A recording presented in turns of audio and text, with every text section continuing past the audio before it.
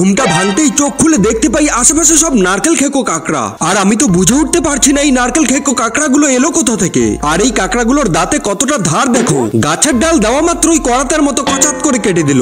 আজকে আমার কুটিরের দরজাটা সেট করতেই হবে যাতে রাত্রিবেলা কোনো জীবজন্তু আসতে না পারে। দরজাটা সেট করে একটা হ্যান্ডেল লাগিয়ে দিলাম, আর তারপর ঘরের পিছনে এসে দেখতে পাই বিশাল বড় একটা গিরগিটি ঘরের ভিতরে ঢুকছে। আর দরজা খুলে দেখি ঘরের ভিতরেও একটা ঢুকে রয়েছে। লেজ ধরে বড় বড় টিকটিকি গুলোকে বের করে নিয়ে আসলাম। শোনো ভাই, এগুলো রোস্ট করে খেয়েই আমাকে থাকতে হয়, কেননা জঙ্গলে তো আর পাঠার মাংস পাওয়া যায় না। এদিকে সন্ধ্যা হয়ে গেলে বেরিয়ে পড়ি ভালো কিছু খাবারের সন্ধানে। অল্প জলের মধ্যে রাত্রিবেলা অক্টোপাস গুলো এসে শুয়ে থাকে, আমি খপাত করে ধরে নিলাম। অক্টোপাসটা ব্যাগে ভরতেই আর একটা মাছ দেখতে পাই। জলের উপরে তুলতেই মাছটা ফুলে ফেপে যাচ্ছে, গায়ে অনেক কাটা থাকায় মাছটা ছেড়ে দিলাম। অল্প জলে পাথরের উপর পেয়ে যাই আর বড় বড় সামুদ্রিক কাঁকড়া। সামুদ্রিক কাঁকড়াগুলো ধরে রেখে আর একটু খোঁজাখুঁজি করতেই পেয়ে যায় কি সুন্দর শঙ্খ।